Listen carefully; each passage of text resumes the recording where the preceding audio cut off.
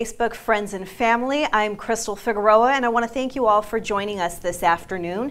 For the next hour, we're going to be talking about something very important for Kern County. And we're getting a little feedback here from our iPad. Give us just 1 second. We're going to take care of that. But for all of you out there who are watching us and joining us, we want to tell you, go ahead and get a hold of your friends and family, like and share this live Facebook feed, because for the next hour, we're going to be talking about friends and families who are having a difficult time with drug and alcohol addiction.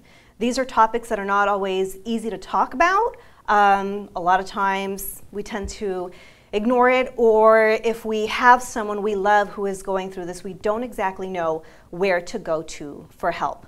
But today, we're offering you all a solution. And we're talking with two very important people. They are our friends of Legacy Village, and I'd like to introduce Dennis Farmer. He is CEO of Legacy Village. And we also have Daisy Graven. She is a clinical supervisor there. Thank you both so much for joining us this afternoon. Thank you very much for having us. Thank you. I want to start with you, Dennis. Tell us a little bit about Legacy Village. This is a little bit brand new to Bakersfield. Tell us, what is it? It is. We've been around for a couple of years now in the community, but we are a very unique facility. There are very few like us, even in the state. And we're a full-service residential outpatient and sober living facility.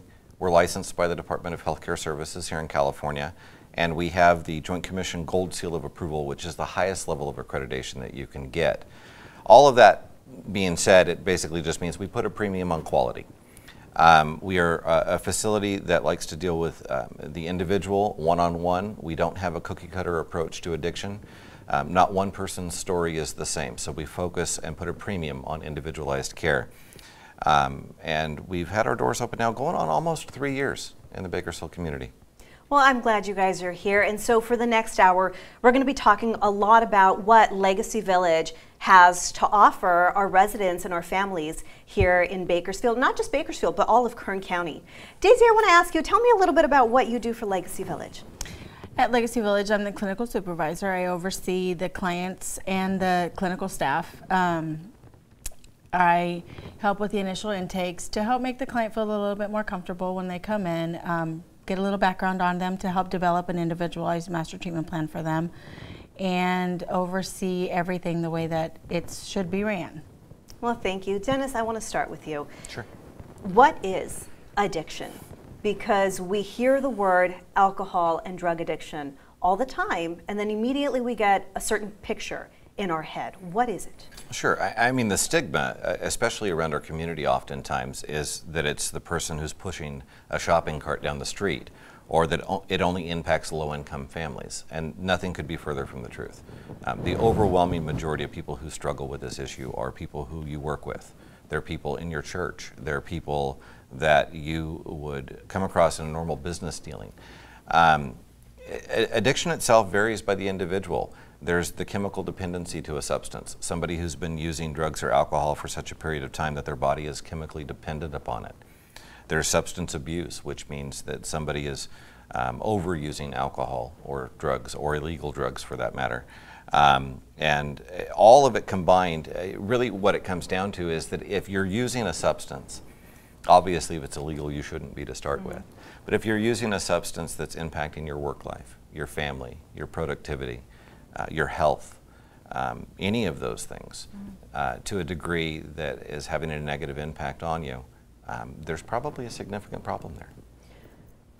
So if there's a family out there and what you're saying rings a bell in their mind, and they either want to get help for themselves or they want to get help for someone, what do they do in order to get help from Legacy Village? Well, you reach out and you give us a call, or you go onto our website, either one, and you start doing some research and you educate yourself. If you're a family member, it's a much more difficult process, because if you're dealing with somebody who isn't ready for help, you've got to figure out how you're going to interact with that individual, how you're going to go through your daily life without letting their addiction impact you as much as possible, and that's not an easy task. So education for the family members, for spouses, for children of parents who struggle with this, educating yourself on not only what addiction is, what services are available, but how to set boundaries and how to deal with that is extremely important. And those are things that we all offer at Legacy. We get a lot of phone calls where we'll spend a considerable amount of time on the phone with an individual. We may never see their loved one as a client, but we're here as a community resource. Obviously, the more information we can get out there, the more it benefits everybody. If you're the person who's struggling with addiction, then it's not a lot different, although you almost assuredly realize you have a problem. And so then it's more specific questions that they can ask us on how does the program work, what does it entail, which we also answer in the same way. We give them an explanation. You know, our residential program, which is the highest level of care, is very structured. Okay. Everything from what time you wake up in the morning until what time you go to bed at night, eating meals on a regular basis, making your bed every day. These are things that in the middle of an addiction you lose sight of. Those of us who struggle, and I'm a grateful recovering alcoholic myself, those of us who struggle with it often go through life without focusing on some of just the small tasks that make things work in our daily routines. And so we really start from the beginning and go through and keep people active and busy in rebuilding their life and giving them a foundation with which to recover. So that residential program, is that sort of the first phase of treatment when someone comes to Legacy Village, or is that what you guys would prefer where people would start? I think we'd prefer that they did. I've used the, again, we have residential, outpatient, and sober living services. But in our opinion, it's very difficult to take somebody who has years or even decades worth of an abuse history or an addiction history and put them into a classroom setting for, let's say, a few hours, and then expect they're going to go right back to the atmosphere they came from and be okay. So it is. In most cases, somebody who struggles with addiction, residential treatment is the way to start. Daisy, you see a lot of patients coming in and out every day. What piece of advice would you give to someone who's listening right now, who wants to take that step and get a hold of Legacy Village, but they're afraid? What can they expect if they decide to come into this residential program? I would suggest that they come in and they take a tour of our facility so they can see, because a lot of people believe that they, excuse me, they believe that they come in and it's a locked facility, but it's not. It's a very loving, home-like facility. Residential treatment is what I would suggest to anybody, because coming out of your environment and giving yourself that initial 21 days to be able to find out who you are, once again, without the drugs, learning the routine. Like Dennis was saying, you know, learning to get up at a specific time, eat breakfast at a specific time, getting ready for your day at a specific time. In addiction, we don't think about those things. It's we get up at noon, we get up at 1 o'clock in the afternoon, Cheetos and a bag of Cheetos and a Pepsi for breakfast. You know, it's learning all those new routines. So to get yourself out of the place that you're in and coming to Legacy Village and giving yourself a chance and giving us a chance to love you through is what I would suggest. There is a stigma that it's an institution, that it's a very... Bad people go there. Exactly. Crazy people go there. Exactly. I'm okay, I'm normal, I don't need that. Yeah. And that's not at all what it's like. Okay. So I would definitely reiterate what Daisy said. You know, interested family members or those who are struggling should come take a tour. It is very much a residential setting. It is not, you know, sterile walls and stainless steel everywhere. It is not an institutional setting. It's important, I think, for people to understand that, because the level of comfort with which we try and give each individual person who comes through our doors is critical to their experience, and whether or not, you know, those first couple of days, that first week is terribly important. And so we do make a lot of accommodations to keep people comfortable. All right, so if all of you are just joining us right now, we are live on Facebook. We're going to be live for the next hour or so. So if you know of someone who could really benefit from listening to our conversation, we ask that you either tag them on this stream or share or give us a like. Let them know that these two people are here for you for the next hour or so to talk about how Legacy Village can help. So I'd like to invite all of you to go ahead and ask your questions. If there's something specific or something you've been wondering about and you don't know where to go or you've never known who to ask, this is your platform. This is your space and your time. Ask some questions, and I'm going to be looking through our feed right now and see if there's questions that we can take that maybe either one of you can answer. So let me take a moment here and take a look real quick. I have a question from Jessica, and she wants to know, do you confront a family member that you suspect might be using? If so, how do you do it? When do you do it, and where? That's a lot of pieces to that question. More than likely, if you've got a suspicion that somebody's using, you probably have more knowledge of it than just that. That being said, yeah, having an open and honest dialogue is critically important.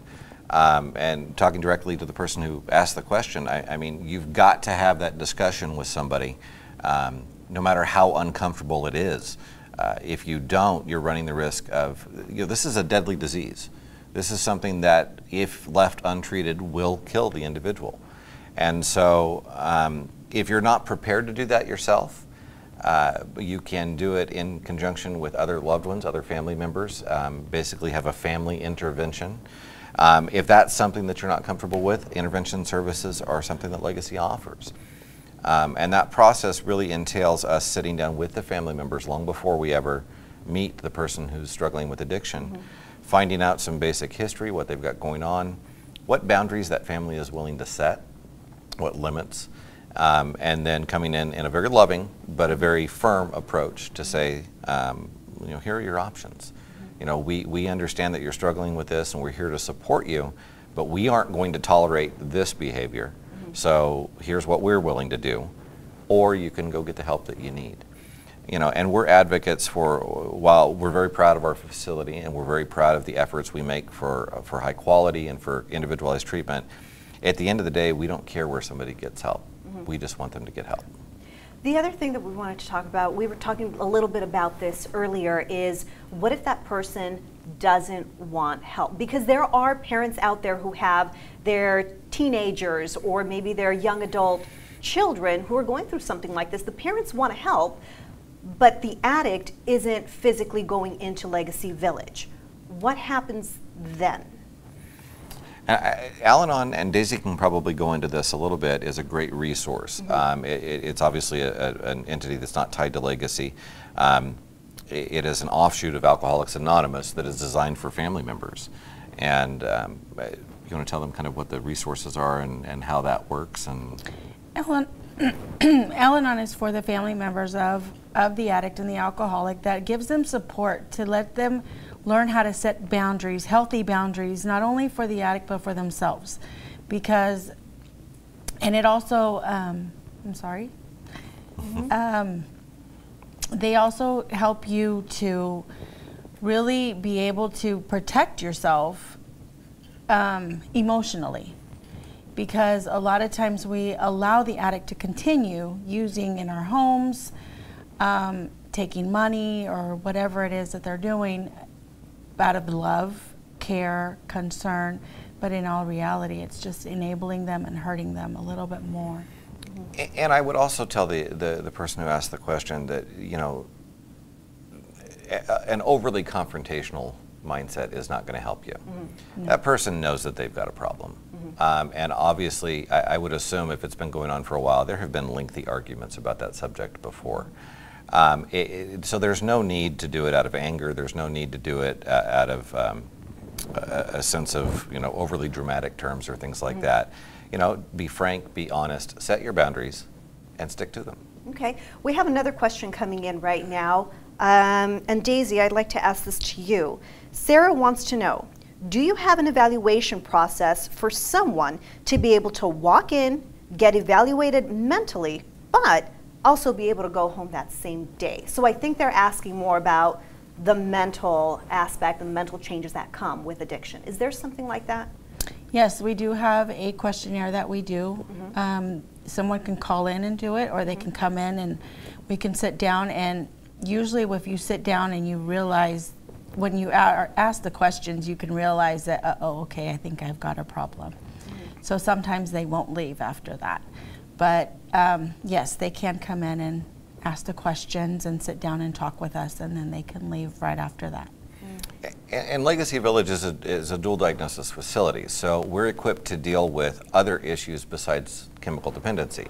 Okay. Our primary focus is addiction, but many or oftentimes people come in and they're struggling with depression or with bipolar or another diagnosed condition, and we are equipped and licensed to be able to handle those things. And I have a little bit of a success story to share here. I'd like to share Michael's comment. He says, I've been clean since August 13th of 2010, so in a couple of weeks I will have 8 years clean, and I have known Awesome. Daisy since the day I got clean. So you guys are making an impact, Daisy. That makes me happy. I love to hear success stories. That's a part of why I've been in this field, is to hear things like that and to know that I made an impact somewhere, just like someone made an impact in my life. Daisy, let's talk a little bit about that, if you don't mind. You specifically went into working with Legacy Village because of your own success story. For people who are watching out there who think maybe I can't get out of this, or this is too hard, or I've known someone who's been like this for years, what do you have to say to them? Because you're a success story yourself. I thought that I was going to live and die doing drugs for my entire life, and going into treatment where I didn't want to, but I was made to, something clicked. And I realized that I didn't want that life anymore, and I was able to get the strength and the courage to go back to school, get a degree, and get into this field. This really wasn't my chosen field. It was actually something else, but it chose me, and I know that God had a lot to do with that. And I have been in the field for 10 years now, and I love hearing successes. I love being able to sit here today and, thanks to the treatment center that I was in and the grace of God, and be able to give back to the community, and where I've taken from so many years, I'm able to now give back. I'm able to give wives their husbands back, mothers and fathers their daughters back, kids their parents back. This is a very big passion of mine, and everything that I do with Legacy Village comes from my heart. I'm a little strict sometimes, but it's because I have love and passion for the clients that come into our facility, because I believe that everyone deserves a second chance. And if I can be a part of that and help them to get that second chance, I will go and bend over backwards to do what's needed to be done. So thank you. So let's talk a little bit about Legacy Village. You said there's 3 major components that you guys offer, right? Yes. The first one you guys would like everyone to start with is obviously the residential program. Can you talk a little bit about the other 2? The outpatient and sober living. I can. Before we get to that too, I want to mention, 90% of our staff are in recovery themselves.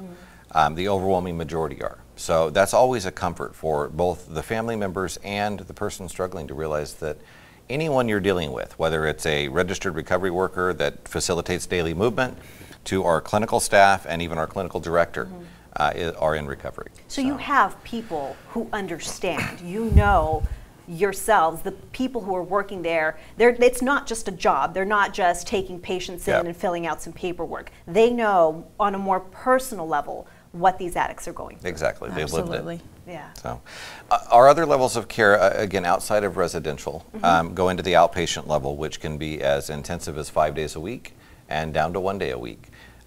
Think of it as a progression. You're in the intense level of residential, you go into a 5-day-week program at outpatient, that goes down to 3 days and then down to 1 day. Sober living is a little unique in the respect that, not everybody, like we kind of discussed earlier, not everybody has the opportunity to go back to a loving, welcoming, nurturing family environment. Sober living is designed so that they have some accountability. There are curfews, there are minor rules, there are chores, things like that. There's random drug testing. It gives them a level of accountability as they ease back into the freedom and the quote-unquote real world. And so we encourage people who may be in that in-between state, they don't have a safe home environment to go to stay on with us in a residential setting that has a lot more freedom than the residential treatment aspect of it. And that progression can do wonders for an individual. Like I said, not everybody. Or on the flip side of that, if somebody has lived on their own and struggled with this disease for a while, you know, their credit score is not great. Their finances aren't great. Right. They may not be able to turn on a PG&E bill. And so this allows them to afford to live while they put those pieces back together, while they clean up what we call the wreckage of your past. Okay, now, when we were talking earlier, we were talking about how not every alcoholic is going to have the exact same treatment or the exact same sort of life when they go out. What can people expect? Because you were telling me when someone comes in and after they've been evaluated, how do you determine what patient gets what kind of treatment? Well, across the board, everyone gets the same level of care. Okay. From a clinical standpoint. Yes. But what we like to do and what we put a premium on is in the initial 5 to 7 days of an intake, we really get to know the person. We have a thorough history done on their past, on their medical issues, on their usage history, their family dynamics, their education level, everything under the sun. And we use that information and that initial 5 days to determine what we call a master treatment plan. Okay. Now, some people may have some very serious and very emotional trauma in their past, in which case they would need to probably see our licensed marriage and family therapist on a more regular basis, perhaps 2-3 times a week. As where somebody who doesn't have that may only need to see them once. So we look at those specific issues that are impacting an individual and determine what groups they'll participate in, what individual counseling sessions they'll appear in, what individual therapies they'll have. And then we put that package together. Okay. And that's during the course of the day. Like I said, it's a structured day. Yeah. And so during the course of that day, those are the things that they'll participate in. Okay. I'm looking through our Facebook feed right now, and there are several comments where the theme happens to be the same. They all want to know, how much does this program cost? Do you take insurance? What about Medi-Cal? Let's start there. Let's break down sort of the two themes that I see here. And the first is cost and financing. How does someone begin to take care of something like this? We talked about this before we started. It isn't cheap. And we throw that out there because I don't want to put any misconceptions out there. Private insurance, more often than not, covers the majority of the stay. We do have private pay options and finance options available. Right now, we aren't able to take Medi-Cal. It's something we're in the process of, but it's a very long process. I would expect sometime towards the end of the year, the beginning of next year, we'd be able to take Medi-Cal recipients, but at this point, we're not able to do that. The overall cost can range anywhere from $12,000 to $15,000 a month, which is, I know, a lot of money. It is about half of what you'd pay in the Southern California market. It's half of what you'd pay at other facilities. We do our best to keep costs down as much as possible because we know what kind of a financial impact it has on a family or an individual. That being said, what you're talking about is treatment for something to save your life. And for those individuals, you know, we're very much geared towards a middle class, working class, blue collar, white collar client that comes through our door most often. So you've got an administrative assistant who makes $40,000 to $45,000 a year. If they're using or abusing alcohol or drugs, it's only a matter of time before that job's gone. So it is an investment in your future, is what it is. Yeah, and I have someone here who says, Robert, I want to share a little bit about what you wrote. He says he's been clean since 2011. He got tired of being tired. And he says to those who are truly tired of being tired, recovery is possible. By all means, it's not easy, but it's definitely possible. And I think that rings true to what you were saying. You know, when you look at a facility like Legacy Village, and then you start thinking about finances, well, what is the reward that you're getting out of it? And you mentioned it, you know, it's saving your life. And as we have Robert here saying, you know, it's not going to be easy, but it definitely is worth it. More often than not, an addict or an alcoholic has wasted thousands, if not tens of thousands of dollars, either in their actual addiction or because of their addiction. whether it's lost relationships and divorces, whether it's bad financial management, whether it's loss of employment. The amount of money that this disease costs, not only the individual but our communities, is staggering. So while at one time, yes, it is a lot of money, it also is very small in comparison to what we're talking about doing. There's a theme sort of running through here through some of these comments that I'm looking at. And it sounds like, okay, it sounds like this one person lives either out of state or out of the county. Do you have to be a Bakersfield resident? No. No, you can come from Los Angeles. From anywhere in the country. Okay, let's talk a little bit about that. What does somebody have to do? Just pick up the phone, call you guys and say we need help? Certainly. Okay. We've had many clients come from the Midwest and other places across the country, and yeah, what they need to do is pick up the phone, ask the questions, give us the information about the individual, and then we let them know what needs to happen. Obviously, if it's an insurance client, then we know that there are certain things that are covered and how that's going to get handled, and we deal with the family with that. If it's a private pay client or financing, we deal with those issues and get that kind of stuff set up. But logistically, it's not a difficult process to get somebody here from wherever they may be at. And geographically, it's not always a bad idea. You know, there's a couple of schools of thought on this, but if you're a working professional, if you're an attorney, and you struggle with this issue, you don't necessarily want to run into people you know in the community as you're first getting help. It's scary. There's a lot of fear around this disease. And so your first week or 2 weeks or 3 weeks of seeking treatment, you don't want to run into somebody at the store. If we're on an outing with the clients, you don't want to run into people that you know. So getting outside of their comfort zone, getting outside of their home area can be hugely beneficial. I want to ask Daisy, so if someone comes to Legacy Village and they've talked to you guys and they know sort of the resources and they've figured out their finances, but for whatever reason, they decide that Legacy Village is not the right fit for them, what can you do for them? We do refer people to other places because not every treatment center is for everyone. Right. But we do our best to help the client to feel comfortable, to know that they are going to get great quality of care with us. But if that client would decide that they didn't want to, we would help refer them, because it doesn't matter where they get the help as long as they get the help. I'm looking through some of our questions here and I want to ask, so we've talked about the three major components, right? What happens afterward when we are, let's say someone's gone through the program and they are successful, because we've talked about success and what it means, right? One day at a time. Then what happens when the person leaves your facility? Is there help for them or some sort of support after they leave you guys? There is. We have a very vibrant alumni program that anybody who graduates our program and remains clean is able to come back on the facility pretty much at any time. If they're having a rough day and they just need to pop in and say hi to the newcomer, we welcome that. Okay. It not only helps the new clients who came through the door, but it helps tremendously with the person who's just recently completed the program.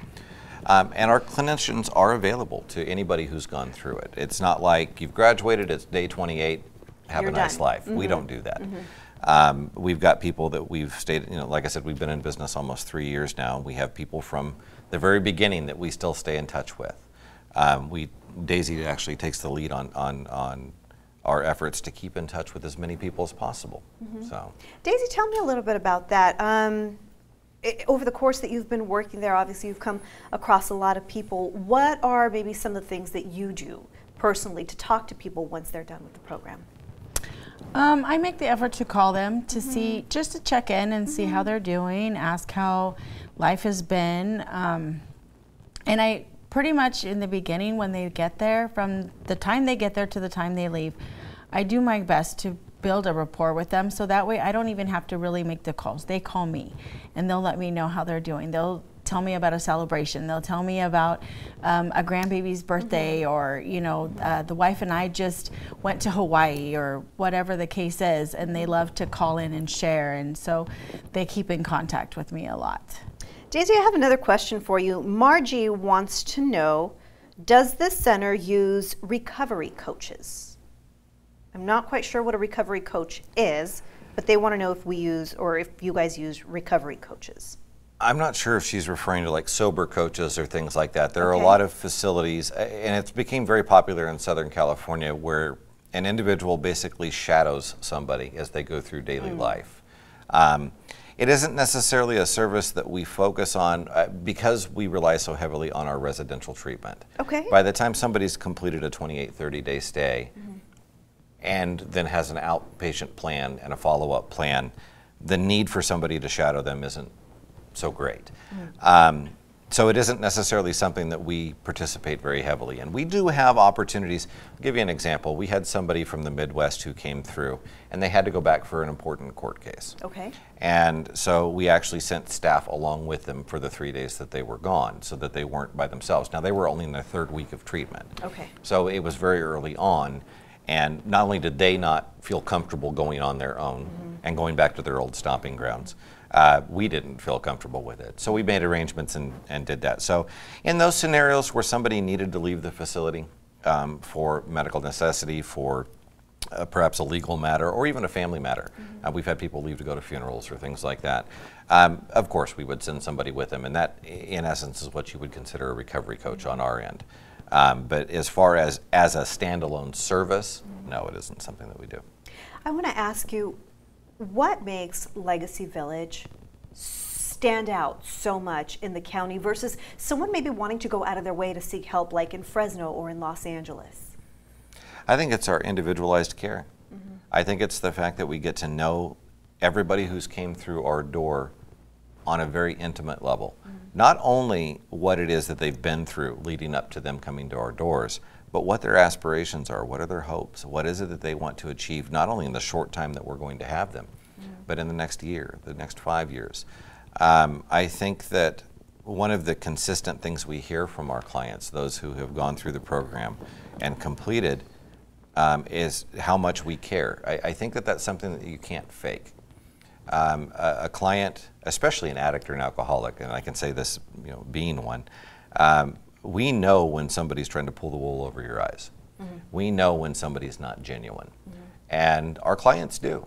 And if you're going through the motions, if you're doing what the next indicated thing is on the paper, and you're not engaging with that individual, and you're not exhibiting the concern that we feel is necessary, they're going to know it, and they're going to feel that, and it's going to dramatically impact how successful they are. And I have a comment coming in right now from Raina. She says, "Go Legacy Village. Daisy is a legend in the residential treatment community.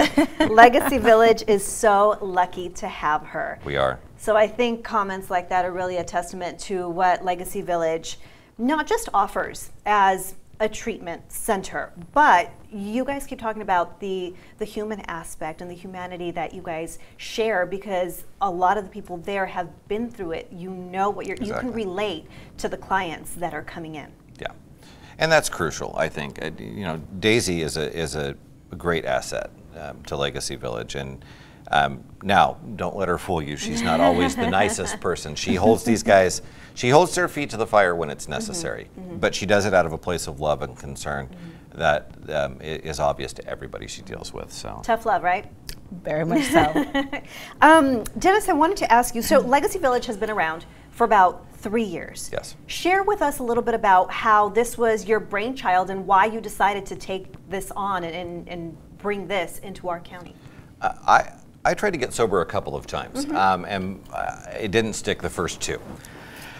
When I was in a position to go for a 3rd time and I was looking for a facility, there wasn't something easily accessible around here that fit exactly what I needed. There's a lot of great programs in this community, and there are a lot of great people who work at them. We deal with them on a regular basis, and my hat is off to all of the people that are in this field around Kern County and in Bakersfield.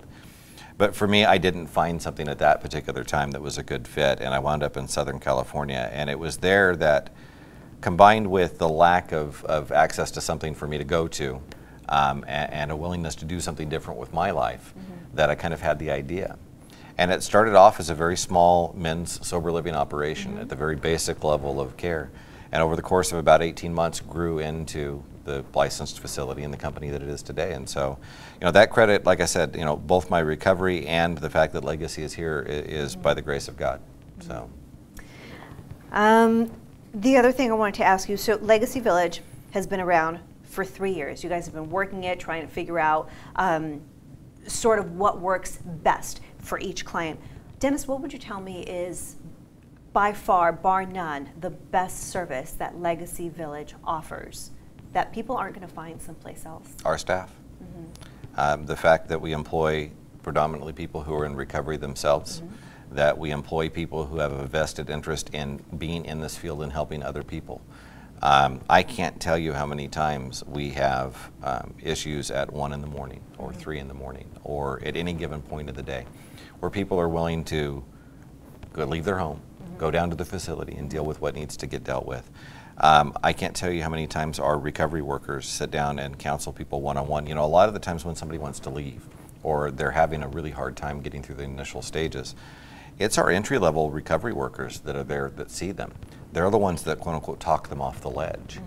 And so being able to, again, it comes down to individualized care. It comes down to giving them what it is that they need. And that's not always what they want to hear right at that moment. But when you do it from not only a place of love, but when you do it from a place that is absolutely genuine, it is all the difference in the world. So I want to talk a little bit about addiction and sort of not just what it is, but how does somebody recognize it? Because Daisy, we were talking earlier and you said, you know, when you were young, it was just about partying and hanging out with friends and it was just a drink here and just a drink there. But then what happened? Then the drugs came into play. The disease of addiction is progressive. You know, where I thought that the weekends were, you know, for parties and friends and hanging out became an everyday struggle. It was every day that it took precedence over everything in my life. And if you think that you can just do one, it doesn't last very long. It took my life on a tailspin to where I never believed that I would ever go to the depths that I went to. And coming out of it wasn't easy, but it was something that I am so grateful that I was able to come out of. Yeah, and for you, you said it was your children, right? It was the love for your children. You saw how your family was being torn apart because of this, and that's what finally made it click for you. If it wasn't for my children, I wouldn't be where I'm at today.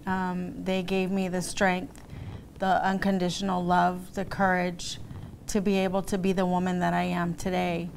If it hadn't been for them and the struggle to fight for them, I think I would be in a casket by now. So for people who are watching us right now and listening to your story, what would you say to them to encourage them to recognize that there is in fact a problem and take that first step to get some help? You know, like Dennis was saying, that it is a costly process, but at the same time, the way that I had to look at things when I got into treatment and got clean was that, you know, the amount of money that it costs to go into treatment is the same amount of money that you're going to pay for a funeral. You know, what I would say to anybody that, you know, there's resources available to you wherever you're at, in whatever stage of your life you're in. I was a mother on welfare that didn't have anything, and places like Legacy Village weren't available to me, but there was other places that were available to me. And it's just picking up that phone and making that call. Dennis, let's go ahead and give everyone that phone number. If people are ready to pick up the phone and make that call, what is the number? It's 661-846-2745. Or you could visit our website at www.legacyvillagellc.com. We are open 24 hours a day. We have live staff members at the facility 24 hours a day, which is crucial because, you know, addiction's not a 9-to-5 business. And I'd like to kind of piggyback on what Daisy said too about the progression of this. You know, if you've got a loved one who you've noticed is calling in sick more often, or let's take this back for a second and look at it from the employer standpoint. If you've got an employee who's been a great employee, you know, we all know as employers it's difficult to find, to train, to retain people in our workforce. If you've got somebody who's been doing very well for you and then recently they're missing more work, They're looking more tired. Perhaps you've smelled something on their breath that maybe you didn't smell before. You know, employers can not only advocate but can assist with employees getting the help that they need. And financially can assist, because it still is a scenario where it's cheaper if you can retain a great employee and save their life. We have that happen quite frequently, actually. But those are things that everyone would start to notice. Your family members, if they're wondering whether or not you're struggling, I think one of our initial questions was, how do I know, or how do I approach them? You know, you'll see physical signs, you'll see emotional signs, you'll see things that will strike you as this person's just not quite the way they were. There's something off.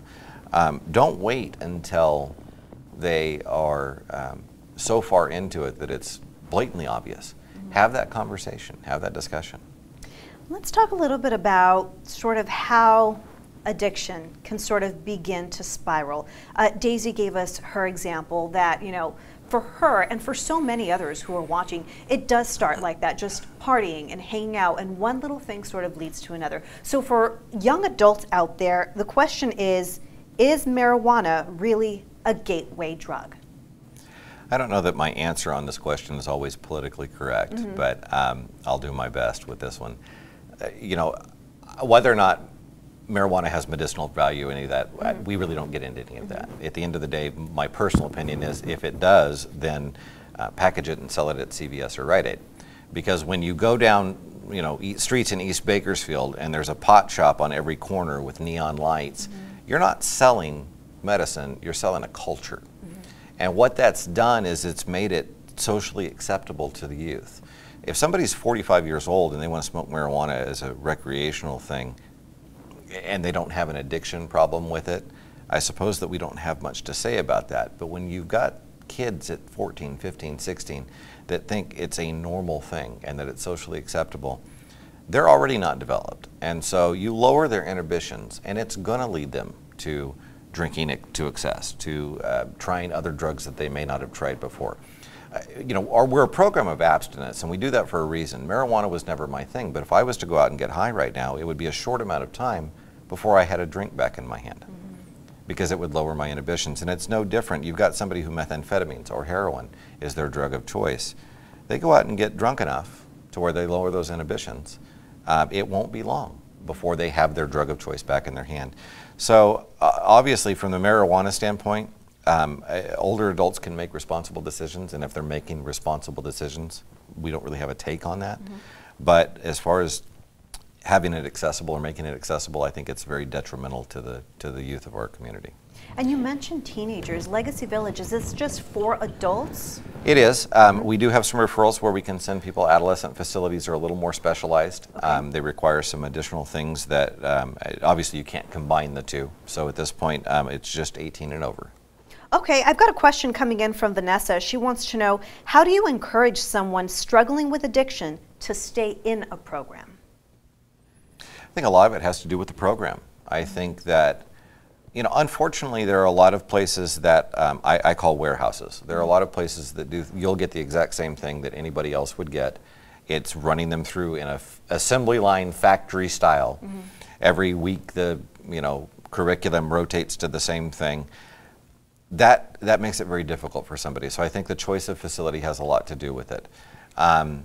The amount of support that they get from their family has a lot to do with it. There's a lot of components that go into it. At the end of the day, the most important component in this process called recovery is somebody's willingness. You don't have to know how.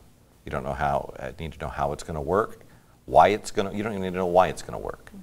You just have to be willing to let it work. And if you are, miracles happen, and we see that all the time. Dennis, thank you. For those of you who are just joining us right now on 23 ABC Facebook Live, we are speaking with Dennis Farmer. He is the CEO of Legacy Village. It is a recovery center and a sober living facility right here in Bakersfield. They've been in town for about 3 years now, and they're reaching out to all of you today. If you know someone who is going through alcohol or drug addiction and you don't know where to turn to, they are opening the doors to Legacy Village, and they are inviting you to pick up the phone and make that call, and that's the very first step. Dennis also brought with him Daisy Graven. She is a clinical supervisor. She works with families and patients every day, so she knows firsthand what it's like to have people come in, and when you greet them and you give them a warm welcome, to make sure that Legacy Village is going to be the place that's going to help them get people back onto the road to recovery. Yes. Dennis, I want to ask you, is there anything in particular that you would like people out there to know about Legacy Village that perhaps we haven't discussed yet? I don't know if there's one thing specific. I think what I'd like to mention is more of an industry-wide type thing, and we discussed this before we got started today. A lot of times people ask about how successful you are. What's your success rate?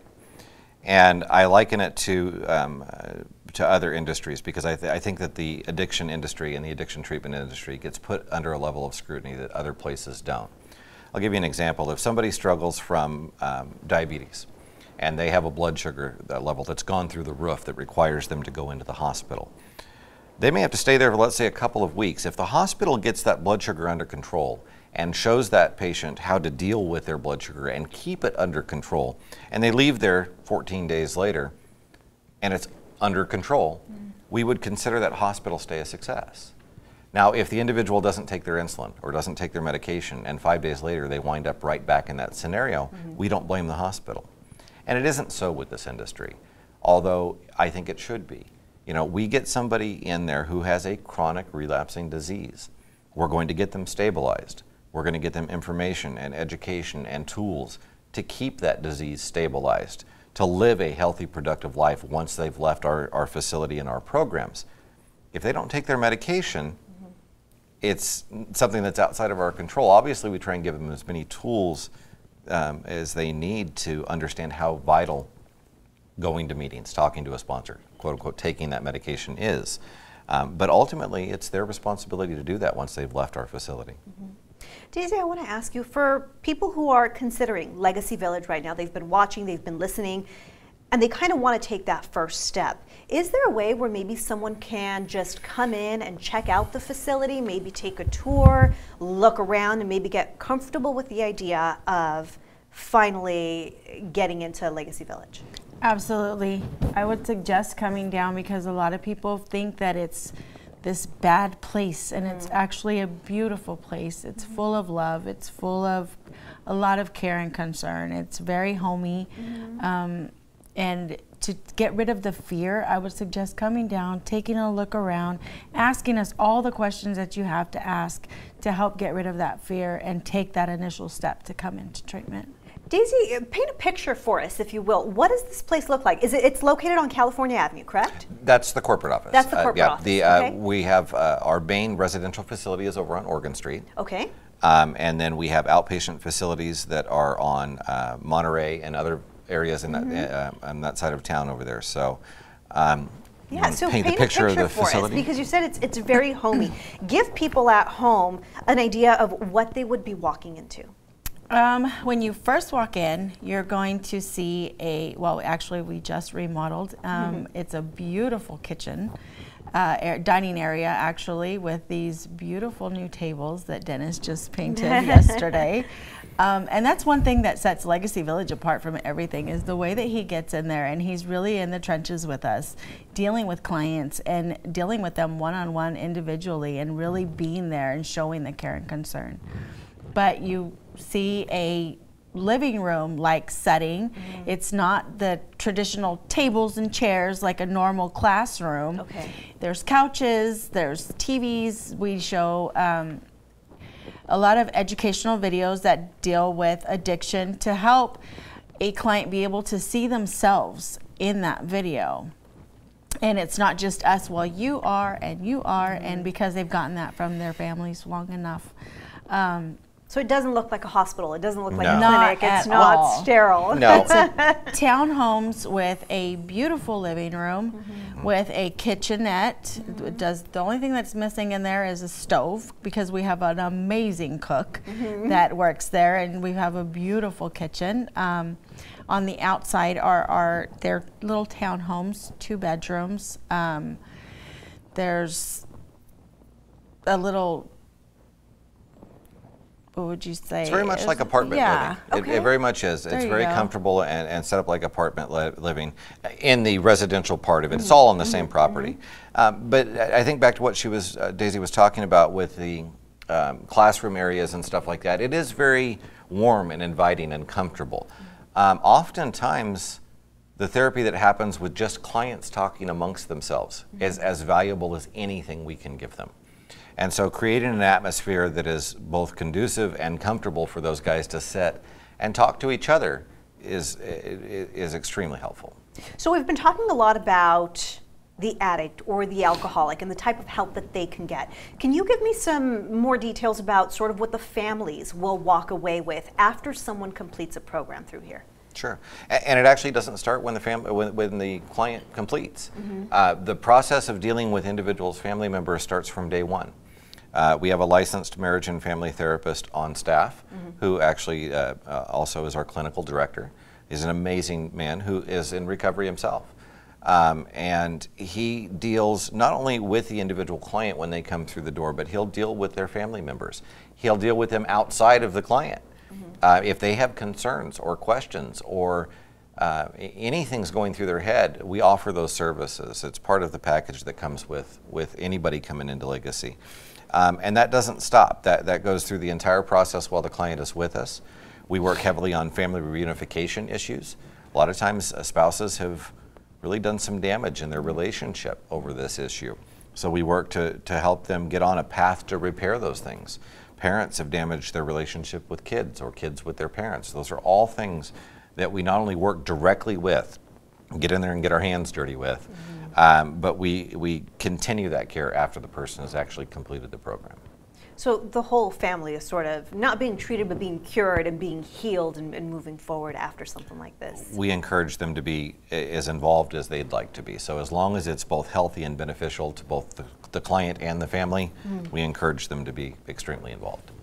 Okay, the other thing I want you to do for me, tell everyone the website, because I was looking through it yesterday and it is a wealth of information. What can people find on your website? The website's at www.legacyvillagellc.com. It goes through some staff biographical information to let you know who we are, where we've came from, some of our background information. It gives you some general information on the facilities, the type of programming that we offer. It also has an ability for you to go answer some questions. If you think that you or a loved one might be struggling with a drug or an alcohol addiction, it allows you to answer a set of questions there. You know, this disease is unique in a couple of ways. One, it's something that really only you could diagnose. You know, you've got to be able to answer those questions to determine whether or not you're actually struggling with it, and it's a disease that will tell you you don't have it. So one of the reasons that relapse is so prevalent, one of the reasons that people struggle with this is because whether or not you've got 1 month or a year or 10 years, there are moments and times where it will tell you that you don't have it, that you're fine, that you can drink and or use like a quote-unquote normal person would. And that's not the case. So we've got to be cognizant of that. So those tools and those resources are available on the website, as well as our contact information. There's also a live chat feature on the website, so if somebody would like to ask questions, they can do it that way, or they can submit their questions. Who are they talking to? Who's on the other line? A staff member at Legacy. So yeah, it's all done internally. Okay. So we have either recovery technicians. I myself have it on my cell phone. So there are times where I'm the one that's on the other end of it. And you mentioned something that a lot of people might not think of when they hear of drug addict or alcoholic, and that's the word disease. Can you give me a little more information on that? It's classified as a disease, and it has been, I believe, since the 50s. You know, there's a lot of debate and a lot of argument. Some people, that ties into the stigma part of it. Some people don't think it's a disease. At the end of the day, we do. We don't see the value necessarily in the debate over it. At the end of the day, if somebody's life is falling apart because of drug or alcohol usage, it's our job to help them try and put it back together. And so whether or not you call it a disease or anything else, we know that we offer tools and help that can get that person back on track. And so that's what we'd like to focus our energy and our efforts on. Daisy, tell me, what is the best part of working at Legacy Village? You've been there for a little while, and I know you talk to the families and stuff, but day in and day out, what is the one thing you most look forward to coming to for work every day? Well, I've been with Legacy Village since it began. When we had not one client, we sat and cleaned and put everything together. So I would say what makes it come a place that I want to come to every day is the staff. It's the staff. I mean, everybody is like family there. You know, Legacy Village is like no place I've ever worked before. I could never see myself leaving Legacy Village. And I'm looking at our Facebook feed right now, and everybody's saying hi to Daisy. She is well known. She's well known. Apparently, she's very well liked there. But you know, you were talking about how, you know, sometimes you have to get tough, and it's not tough to be mean. It's, we've talked about it earlier. It's tough love. Yes. Tell me a little bit about sort of, you said, you know, you had someone who got tough on you in your life, and you didn't like it, but it made a difference. It makes a huge difference. Where my family tried to get tough with me, I wouldn't stand for it. It wasn't going to happen. But when I had someone in my life telling me, and it was actually my social worker, she said, look, young lady, I don't know who you think you are, but you don't run anything. You're going to learn that I run everything. And the day she said that to me was the day that my life changed, and I realized that I better listen to someone else, or else life was not going to be okay for me. And I've had quite a few young ladies come through that I've had to say, look, young lady, you don't run anything around here. And you know, a lot of those ladies I have that I can call today, and they can tell me how wonderful their life is going. You know, sometimes it takes that tough love, and it's just like, they're like my children. And the same tough love that my children get, they get too, because it comes from here. It's hard sometimes for families to understand too that tough love isn't screaming and yelling. No. That's coming from anger. And that's valid. We understand very much how family members are going to be angry with the person who's using. But tough love is about setting boundaries. It's about drawing the line in the sand and then sticking to it. So you can be harsh, you can be firm, but if you're hollering and screaming and yelling and getting into a fight with the addict or the alcoholic out of anger, you're banging your own head against a wall. And I have a little bit of a testimonial here. Janelle just commented a moment ago, and she wrote, I know him, Legacy is awesome, I've been there. So you have, you know, not just clients, not just patients, but real people who are getting real results. Exactly, and I think that's, to me, that's one of the most rewarding aspects of this entire thing, is getting people who call us 4 months down the road, a year down the road, 6 months down the road, and let us know how they're doing. Like Daisy had said earlier, you know, we had a gentleman call the other day, and he took his kids to Disneyland for the first time ever. Something he could have never conceived doing in his addiction. Not only because he didn't have the resources to do it, but he didn't have the wherewithal or the ability to get down there. And so those are things that are just, they make every day worth it, because it truly is transforming. It's, you know, to see people's lives changed. So if you are just joining us on this 23ABC Facebook live feed, we want to invite you to give us some of your questions, give us some of your comments. What would you like to ask of Dennis or Daisy about Legacy Village? Again, they are a recovery center. They are a sober living facility. They are here in Bakersfield. They've been around for about 3 years. They have a website. Give me the website again. We do. It's www.legacyvillagellc.com. Okay, so you can get some more information there when we're done with our live event here. But in the meantime, I'm taking questions, I'm taking your comments. What do you want to know? We've had people ask us, you know, or tell us, you know, I know Daisy, she's great, you need to give it a try. Recovery is not easy, but it is possible. Give us the phone number one more time for those people who are watching and are ready to make a phone call. Certainly, you can reach us at area code 661-846-2745.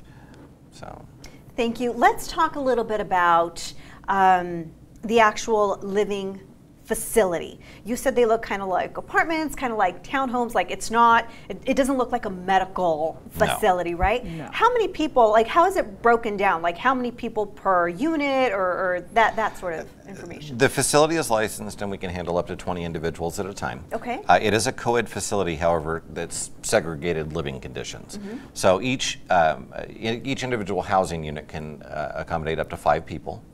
And depending on how many of each sex we have determines, which units are male or which units are female. But we can handle up to 20 clients at a time.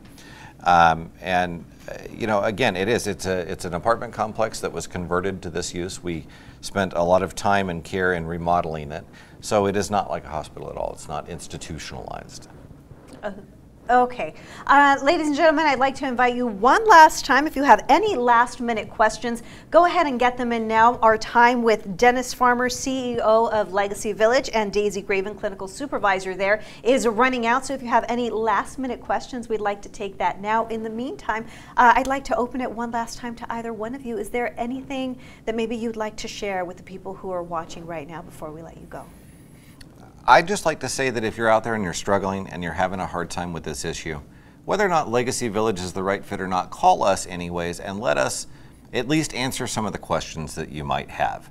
If we aren't the right place, we've got a wealth of resources we can refer you to. We have a list of phone numbers of places that might be more significant or might be a more beneficial fit to you, whether it's financial, whether it's structurally, whatever it is. At the end of the day, this disease will kill you. It will kill anybody who struggles with it. It may take some time in some cases, and others it doesn't. So if you're struggling, if your family member is struggling, reach out, ask the questions, educate yourself, and take the steps necessary to get the help you need. Dennis, thank you. Daisy, any closing remarks? The ones I like to reach out to are the mothers, the single mothers, working mothers that, I know for me, myself, that I was afraid because I didn't want anybody to think that I was a bad mother. And getting treatment, getting help for yourself is not being a bad mom. Leaving your kids for 21 to 28 days is something that you will not regret doing. And there's no shame in seeking help. It's something that is going to change your life for the better forever.